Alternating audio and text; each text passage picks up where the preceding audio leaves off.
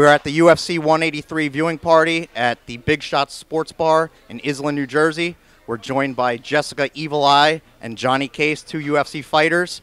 We're here for an event hosted by MMA Signatures, MMA Signatures USA for all your authentic UFC and all other MMA autographs and memorabilia. And Jessica, you just actually partnered with MMA Signatures. Can you tell us a little bit about that deal and what's going on with your partnership? You know, it's really cool because I think what AJ's doing is the right way about being able to get memorabilia out to the fans, and in the right way, and the content that doesn't deface any of us and all the hard work that we've come with. So AJ, you know, has been awesome. He contacted us and really wanted to be a part of the I team, and I'm excited. We just started, so I can't wait to kind of excel over this next year, and I know he knows, and I know I got a lot of big things coming up here in the next year, so I'm excited for it.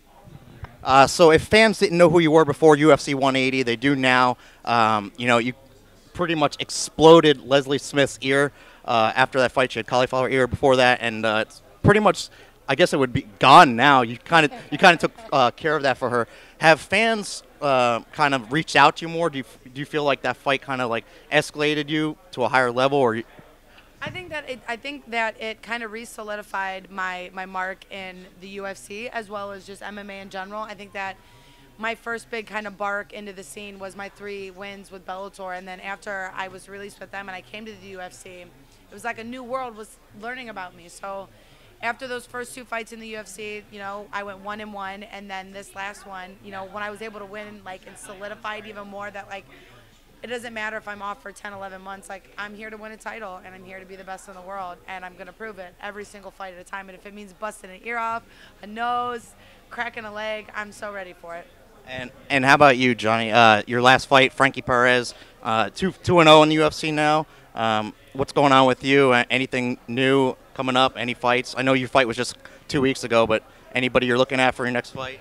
No, not right now. I'm just concentrated on getting better. I wanted to get in there early and just get another win, just reel it in, keep stacking the chips. But I think I'll probably wait till summer, and whoever the UFC and my management can decide on is who I'll fight. So recently you went on social media. You know, there's the hype about the Ronda Rousey fight versus a possible fight up against Cyborg, and you kind of went out there and said something like, you know, who cares? You know, it's not even happening yet. She's not there yet. You know, how would you feel if she came into the UFC and got offered a title shot right away, kind of like jumped the gun? Well, you know me, I mean, I think that I'm not kind of a talker. Like, I've been very reserved in the way I've handled my career. But a fight like that, a fight like Cyborg coming into the UFC, or like someone coming, Holly Holmes coming in there and getting an instant title shot, I'm going to say something about it. I'm going to be vocal, and I would call Dana, I would call Sean Shelby personally, and I would let them know how I feel. And they're either going to take it and, you know, care about what I have to say, or they're not at all. So, I mean, I don't think that's a fight that anybody really even cares about. You know what I mean? Like, I mean, Ronda hasn't fought everybody at 35. Like, if Cyborg is arguably one of the best at 45, then why don't we wait? Why don't a couple more girls get the chance? Like, I feel like for me, it kind of lets it like I'm flying under the radar, but at the same time, like, Chris Cyborg's not the one that beats Rousey. It's going to be me. So, I mean, I know that, and it's okay for me to say things like I say to people because I'm not discrediting anybody. I'm only crediting myself. So, again, tonight, UFC 183, we have in the main event in the prelims, Miesha Tate versus Sarah McMahon. If Miesha wins, do you think, you know, she deserves another shot against Ronda, or? No, not at all. Miesha needs to step aside and give all the other girls a chance. And I don't say that in a way, but, like, she's been beat 2 times, like, dominantly. You know what I mean? She wasn't beat where it was like, oh, like it was kind of a fluke. Like, you got beat twice. Like, there's girls in the division that deserve it. I mean, Betcha and me, I mean, technically are the next 2 that are in line. Like, everyone else, it's process of elimination.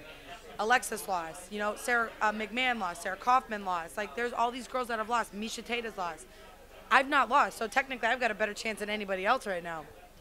All right. Controversial subject, Fallon Fox. She's not in the UFC, but, you know, she's on the radar. If she keeps winning, Dana probably won't let it happen. But for those who don't know, she's the transgendered fighter. How would you feel about her coming in the UFC and potentially being a competitor against you? Do you feel like that's something that's a disadvantage for you? Well, okay. Let's not make things seem like we're not true professionals here. You could never go in the NFL. You could never go in the Olympic. Think about that Olympic runner that got in trouble for running as a male or running as a female, and really was a male. So I think that's still. I don't think it's fair. Fallon has her choice. She's allowed to do whatever she wants, and she's been beat by other UFC females. Ashley Evans. Ashley Evans beat her back.